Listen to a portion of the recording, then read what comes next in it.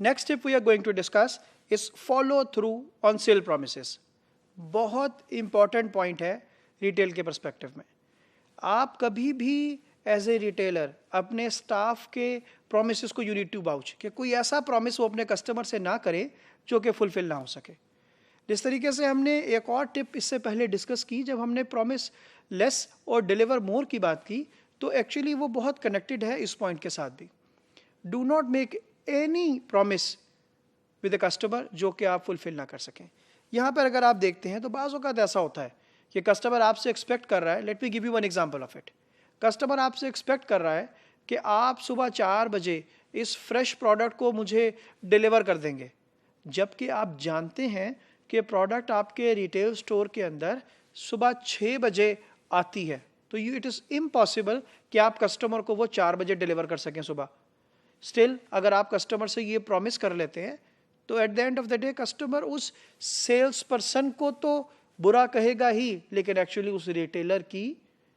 जो साख है, जो गुडविल है, जो नाम है, जो रेपुटेशन है, वो सफ़र होगी। सो नॉर्मली आपको इस बात को हमेशा जहन में रखना है कि जब भी एक सेल्स पर्सन, जब भी एक एसोसिएट, जब भी एक स्टोर का स्टाफ किसी कस्टमर से कोई प्रॉमिस करता है तो एक्चुअली वो ऑर्गेनाइजेशन के बिहाफ के ऊपर प्रॉमिस कर रहा होता है।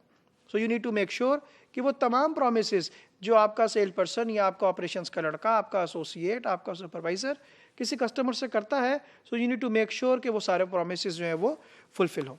बहुत इंपॉर्टेंट बात जो यहाँ पर लिखी हुई है वो ये है कि nothing loses customer faster than broken promises. Customer जब भी बार बार ये ऑब्जर्व करता है कि उसके प्रोमिसेस को नहीं फुलफिल किया जाता, बेशक वो टाइम के हवाले से हैं, बेशक वो प्रोडक्ट के हवाले से हैं, बेशक वो प्राइसेस के हवाले से हैं, बेशक वो सर्विसेज के हवाले से हैं, किसी भी फैक्टर के हवाले से हैं,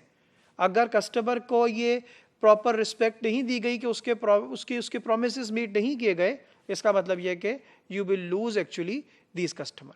ये वो पॉइंट है जो कस्टमर को डिलाइट करने के बिल्कुल ऑपोजिट है कि जहाँ पर you are creating actually broken customers, और वो जाएगा वर्ड ऑफ माउथ बुरा फैलाएगा, और बुरे वर्ड ऑफ माउथ से ये होगा कि gradually you will loose other customers also because they can think कि आपको उनकी वजह से, रिटेलर की वजह से एक नुकसान उठाना पड़ सकता है। क्योंकि अगर आपके बिहाफ के ऊपर एक कस्टमर ने अपने किसी कस्टमर से प्रॉमिस कर लिया है और वो प्रॉमिस फुलफिल नहीं हुआ तो एक्चुअली पूरी चेन डिस्टर्ब होगी, जो कि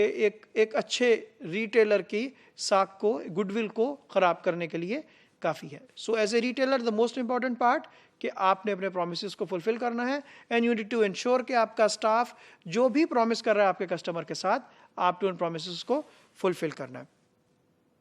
नेक्स्ट टिप की तरफ मैं आता हूं जो कि है doing it right cost less than doing it over. Most of the time आपने ऑब्जर्व किया होगा कि चीज़ें जो पहली दफ़ा में की जाती हैं सो शायद उसमें कुछ ना कुछ गुंजाइश रह जाती है, लेकिन जब उनको दोबारा किया जाता है, उसके ऊपर एनर्जी, कॉस्ट, टाइम, सब चीज़ें दोबारा लगाई जाती हैं तो वो बहुत बेहतर तरीके से की जाती हैं या बहुत बेहतर तरीके से हो जाती हैं। So why there is always a situation कि जब आपको you have to do it repeatedly और you have to do it over, वो तब अच्छे तरीके से होती हैं। सो रिटेलर को बहुत इम्पॉर्टेंट है कि वो तमाम चीज़ों को बड़े प्रॉपर ऑर्गेनाइज तरीके से लेकर चले कि rather than doing the things repeatedly over and again वो चीज़ें ना हों। अगर ऐसा करेगा उसकी कॉस्ट हाई हो जाएंगी, और जब कॉस्ट हाई होंगी तो अल्टीमेटली उसकी प्रॉफिटेबिलिटी सफ़र होगी। सो रिटेलर की नॉर्मली प्रॉफिटेबिलिटी वैसे ही नीड टू इंश्योर तमाम पेन पॉइंट्स को, तमाम मेन पॉइंट्स को कि वो इफ़ेक्ट ना हो ताकि उसकी प्रॉफिटेबिलिटी जो है वो डिस्टर्ब ना हो। So how and what he can do, he can save the cost by concentrating on doing the right job the first time, which means अगर एक सही जॉब को कर लिया गया है पहली दफ़ा में ही, he can actually save lot of cost rather than कि आप उसको repeatedly जब दोबारा करेंगे, कॉस्ट इंकर करेंगे, उसकी अल्टीमेटली कॉस्ट हाई चली जाएगी and then business has to suffer. Then मैं आता हूँ हमारे पास टिप नंबर 12 के ऊपर, which is actually don't be a demotivator. क्योंकि रिटेल जॉब सिनेरियोस थोड़ा सा टफ वर्किंग एनवायरनमेंट के अंदर है, you have to be on toes actually every time, because every time you are interacting with the customer. अगर आप सुबह 9 बजे ड्यूटी के ऊपर आए हैं so you have to be fresh till the time you leave your duty on job. तो ये सारे इस working duration 8 hours 10 hours of customer interaction के अंदर you have to be very careful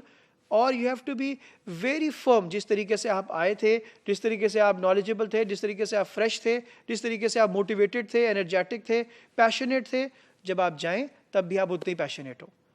most of the cases में observe किया है, because of the working environment, because of the tough schedules, supervisors और मैनेजर्स समटाइम ऐसा होता है कि दे एक्चुअली से सम वर्ड्स जिससे एक एम्प्लॉई डीमोटिवेट होता है. जब एक एम्प्लॉई फ्लोर के ऊपर डीमोटिवेट होता है तो एक्चुअली वो एक ऐसे कस्टमर्स को हैंडल करता है जिससे आपका कस्टमर जो है वो अनहैप्पी होता है, और अगर कस्टमर अनहैप्पी होगा resultantly you will lose your business. So do not be a demotivator. Rather than आप जो एफर्ट्स करते हैं अपने प्रोडक्ट्स के ऊपर, अपनी सर्विसेज के ऊपर, यू नीड टू इंश्योर कि आपके लोग जिनको आप एक्चुअली मोटिवेट कर रहे हैं वो आपके किसी एक्शन से डीमोटिवेट तो नहीं हो रहे. क्योंकि अगर वो आपके किसी एक्शन से डीमोटिवेट हो रहे हैं तो रिजल्टेंटली आपकी तमाम एफर्ट जो आप कर रहे हैं वो सारी एफर्ट्स कहीं ना कहीं ज़ाया जा रही हैं. और पीपल मैनेजमेंट के अंदर स्पेशली रिटेल स्टोर पर्सपेक्टिव में ये बहुत इंपॉर्टेंट बात है कि इन जनरल सिनेरियो में किसी का भी अगर डिग्निटी हर्ट होती है, किसी का भी अगर आपका रिस्पेक्ट लेवल हर्ट होता है, तो नॉर्मली उस केस के अंदर होता ही है कि customer at the end of the day effect होता है. और कस्टमर के इफेक्ट होने से बिजनेस रेवेन्यूज, बिजनेस प्रॉफिटेबिलिटीज और तमाम कंपोनेंट्स इफेक्ट होते हैं.